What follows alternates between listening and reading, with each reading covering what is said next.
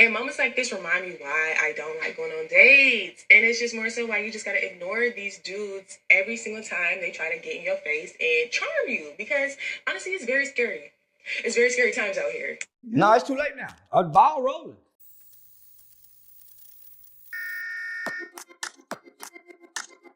Welcome back, Motivation Nation. It's your host, Air Gordon. Look, we're not gonna waste no time. We about to get right into it. This lady said she went on a date with a guy that acted like a diva. So let's let her tell us what's going on.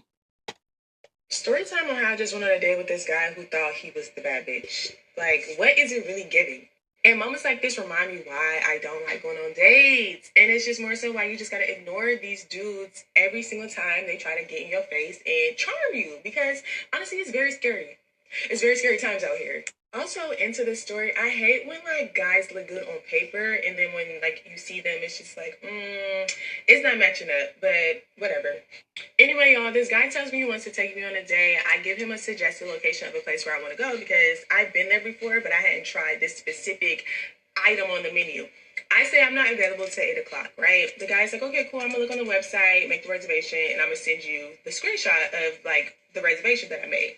So that time comes, he sends me the screenshot. This reservation is for 7:30, right?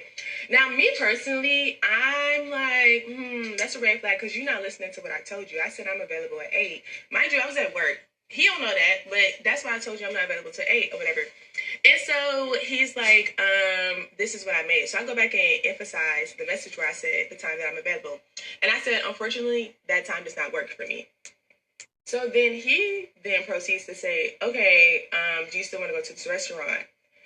Because he was basically telling me that they didn't have no other times. And I'm like, they don't have no other times. Like, that's very interesting. So I say to him, if the time that I'm available is not accommodating to the restaurant, then I'm okay with modifying where we go. Literally said something along the lines of that. And come to find out in person, he said that that is a corporate ass response that I gave him. So after he sends the screenshot, whatever, and I send my corporate ass response to whatever, he just don't respond no more. So I'm like, at this point, because for what reason, I don't know. But I'm like, I'm gonna trust my dad because like you didn't just magically fall asleep all of a sudden after we were having a back-to-back banter conversation. So then the day comes and the type of woman I am, I bring it up at the date. I'm like, oh, so it's crazy. Like, did you feel some type of way after my response? And he was like, let's talk about it. Okay, let me stop right there. Okay, so you tell him that you're not available till after 8 and he makes reservations at 7:30 and acts as though he's trying to stand on it. That right there tells you everything you need to know about that individual and that he's obviously selfish. He's not thinking about you, he's only thinking about himself when you explicitly told him I'm not free till after 8. You being at work or whatever the situation was is inconsequential to you explaining to him that you had no availability before this time. And for him to still proceed to make arrangements with you, make reservations with you at a time that you already expressly told him you couldn't do it and send you the screenshot, ma'am, you should have cut him off right then. But I get it. I get it. But I'm just giving advice as if this is my daughter, right? Or somebody that I know, a friend of mine, right? The fact that he's that inconsiderate right off the top lets you know that that's not a relationship that you should even pursue going forward. So I wouldn't even waste my time going out to eat with an individual like that and with an individual like that because they only think and care about themselves and what's important to them at that particular point in time. Well, let's let her move on and then we'll come back and give some more commentary. Okay. So we talking about it, and I'm just like, you're giving me a lot of energy right now. It's giving very raw, and it's just like it's not giving fun, flirty, and like brush that shit off your shoulder. Like we here, I'm happy to see you.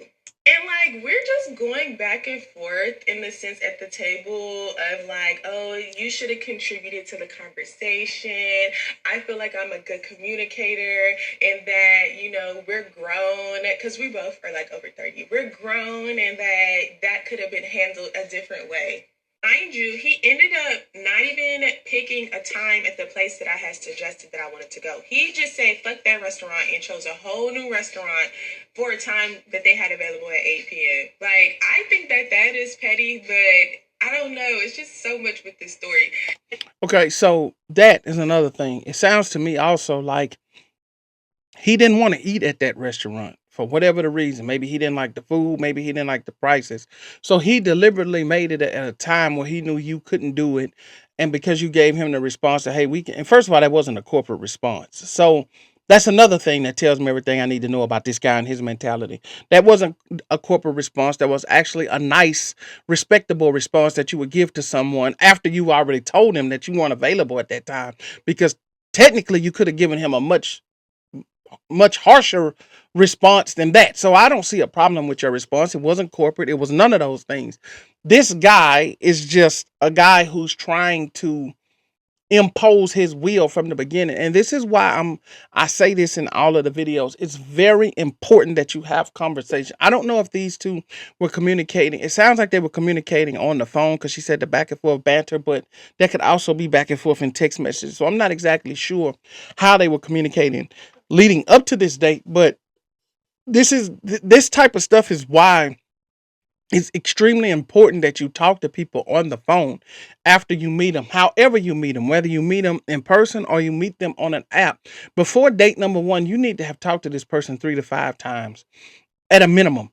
I would say 3 to 5 days in a row. Some people don't like talking every single day. I've seen videos of people talking of doing that, but that's just, I mean, we got to talk every day. I'm sorry, especially leading up to it, especially if we allegedly are interested in each other. But hey, times are different. That may not be the way things go now. That's fine. But you need to have talked to this person at least 3 to 5 times and had some real conversations with them before you set yourself up to go on a date with them. That's just the way that I see it. That's the way that I see things have worked, because this new way of doing things, of meeting a person online or in person, not really having real conversation with them, and then setting up a date, they seem to always be going wrong. And the reason that they're going wrong is because you're trying to set up a date basically with a complete stranger that you don't know anything about. So you're rolling the dice to see if that's gonna work out or not. But anyway, let me let her finish. But I don't see anything that she's done wrong. She hasn't done anything wrong. It's all on this guy. The only thing I could say, if I was to critique anything that I could say she'd do differently, she shouldn't have never went out on a date with the guy, because he's not interested in doing a give and take. He's only interested in what he wants to do. I'm not saying like trying to pull information out of me. Yeah, but I'm at work. Like, it's other factors that was contributing to the communication being choppy, but that's besides the point. The purpose of me just not feeling this date in this conversation is your energy and how he came across, like when we in person. Like, you sound like you still mad about this. Like, damn, what happened to I'm happy to see you? I'm happy we made it past that. I didn't like how you communicated, but I'm glad to see you and I'm glad you're here. It wasn't giving that. It was just giving very much like, I don't need to go through this. You don't need to communicate like this. Like, and it's just like, that was just too sassy for me. I didn't like it at all. And then I had deactivated my Instagram. He sent me a screenshot and was like, oh, you blocked me. I didn't block you, but I'm going to. Like, I need to actually. Thank you for giving me that suggestion. Like, ew. As the man, you're planning the date. You want to see me. Just make that shit happen. I'm used to just get the shit done and say, hey, this is what we're doing. Be here at this time type shit, or be ready at this time. I don't know. Like, it just, I don't know if I'm a little rusty or wet, or if it's just the men here, but that turned me off and rubbed me the wrong way. And I'm just like, I don't know. Story time on. So what she said about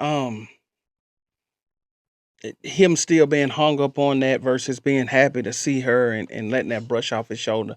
This is the main point of why I'm saying the conversation is so important, because if you guys are having very good conversation, and as you said, you were at work, so the conversation was choppy.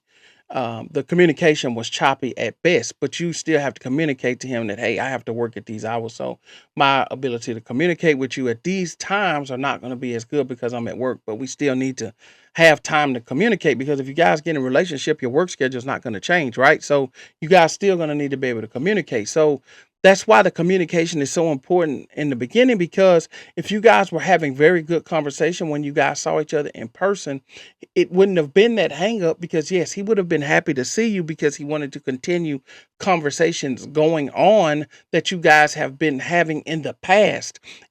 Relationships go far beyond looks. Looks is what brings you in, but the conversation and the relationship and the friendship is what's going to carry your relationship forward for years on years on years, because the looks become irrelevant at a certain point, because everything then is all communication with your relationship. And if you start off on shaky ground with communication, nothing else matters unless you're just in it to gratify yourself and move on. But if you're serious about being in a relationship with someone, then you have to be able to communicate. And so I don't see anything wrong with the way that she handled business. The only thing, two critiques I could say is, don't even go out with him.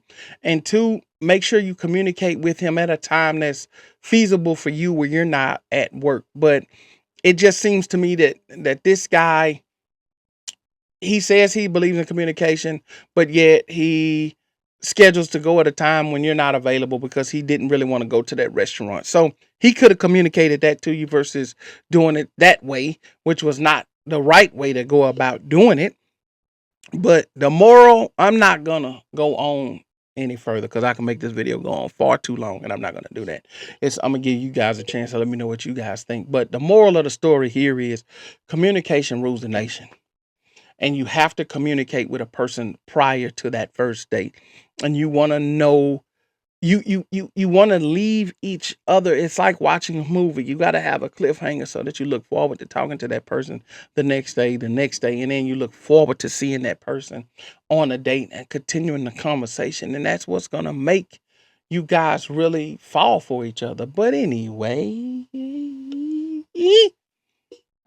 I need you guys to jump down in the comments. Let me know what you guys think about this. And I want to thank each and every one of you guys that watch, like, share, comment, and have subscribed. I appreciate it. Even if you don't agree with my takes, I appreciate you guys leaving a comment, okay? So with that being said, pull out your keyboards, jump down in the comments. Let me know what you guys think about what you just saw. That's it for this video. I'll see you guys on the next one. Out.